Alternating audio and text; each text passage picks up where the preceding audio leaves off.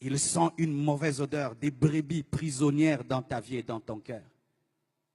Quelle est cette personne que tu n'arrives pas à supporter? Il suffit seulement que tu la voies. Du coup, tu es dérangé. Tu la tues même dans ton cœur. Tu te dis, vis comme si je n'existe pas. Tu fais ta vie et je fais la mienne. Tu me vois et tu fais comme si tu ne m'as pas vu. Et si même je meurs, ne viens pas à mon enterrement. Tu l'as tué. Tu es un meurtrier. Quand tu te comportes envers un homme comme s'il n'existait pas, tu l'as tué et tu es un meurtrier. Et au dernier jour, Dieu t'appellera meurtrier parce que tu l'as tué dans ton cœur. Tu le rencontres et tu fais comme si tu ne l'as pas vu. Il peut être face à toi, tu ne lui parles pas.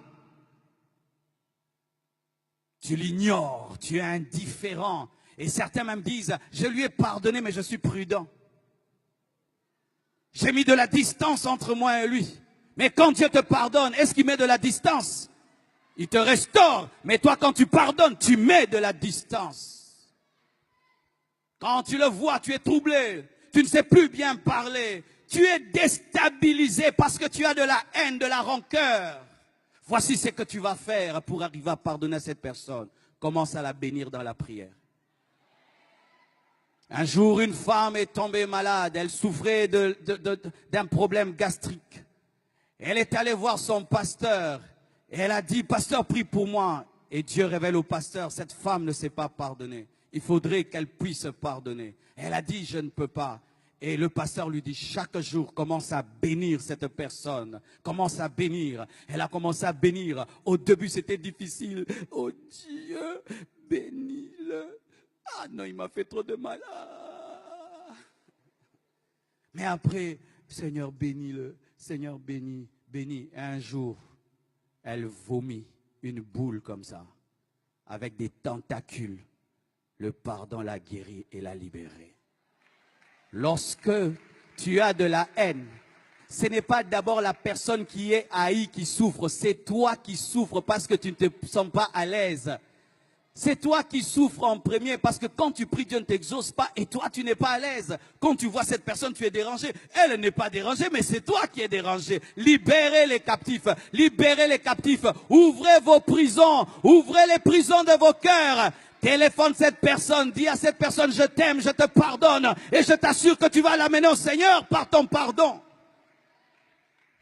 Beaucoup qui êtes chrétiens en ce lieu, vous n'arrivez pas à amener vos familles vers Christ. Pourquoi? Vous vivez dans la haine et dans la rancune. Tu as de la haine pour un païen. Tu as de la haine pour un païen. Tu es chrétien, mais tu as de la haine pour un païen.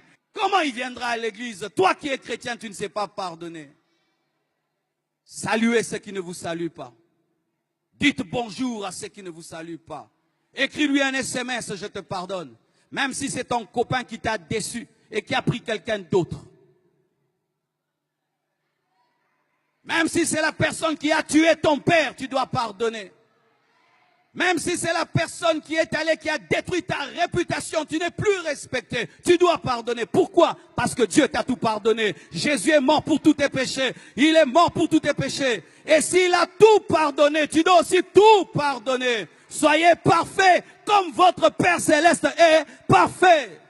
Lorsque Dieu répand sa pluie, il la répand sur les sorciers et sur les chrétiens. Lorsqu'il envoie le soleil sèche le vêtement du sorcier et du chrétien. Si Dieu peut aimer le mauvais et le bon, toi aussi. Pourquoi tu réclames aux gens d'être parfaits pour les aimer? Es-tu parfait? Que celui qui est parfait en ces lieux, qu'il lève sa main. Lève ta main si tu es parfait. Tu n'es pas parfait, hein? Alors pourquoi tu n'es que dans la condamnation?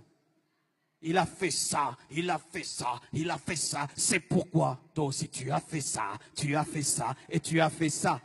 Et d'ailleurs, si on ne met pas ce que tu as fait, mettons les pensées. Tu as pensé ça. Car certains ne font pas le mal, mais ils pensent le mal. Et pour Dieu, la pensée est égale à l'action. Écoutez mes frères et sœurs. Quand je vous vois et je vous parle ainsi, c'est parce qu'une fois dans ma vie, j'ai vu ce qui se passe après la mort. Et depuis que j'ai vu cela, j'ai décidé, quand je parle aux hommes, de leur parler des choses importantes pour leur éternité. Et je vous demande vraiment d'arranger vos vies ce soir parce que l'éternité existe. J'ai eu une vision d'un jeune homme qui était dans le coma à l'hôpital et qui avait un grand-père qui lui prêchait la parole. Et son grand-père lui a prêché la parole lorsqu'il est sorti du coma, il lui a présenté Jésus. Et ce jeune, malgré qu'il était malade, a refusé. Et quelque temps après, il est mort. Et voici ce que j'ai vu. Lorsqu'il est mort, il y a eu comme un trou sous son lit. Il a commencé à descendre. Son âme descendait dans le feu. Et je l'accompagnais dans ce feu. J'ai entendu son âme qui parlait, qui disait, « Qui arrêtera ma course et ma descente ?» Et je sentais la joie du diable, des démons, qui était dans la joie de voir cette âme perdue pour l'éternité. Et il regrettait de n'avoir pas écouté son grand-père.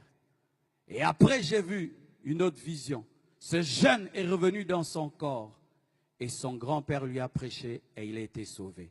Bien-aimé, l'enfer existe. Et ici, il y a des âmes précieuses, tellement précieuses. Et si tu pouvais aujourd'hui faire comme ce jeune homme, pas écouter ton grand-père, mais écouter Jésus, prendre une décision aujourd'hui de faire une vraie repentance, une vraie confession à la lumière de la parole qui t'a été présentée. Que Dieu vous bénisse abondamment.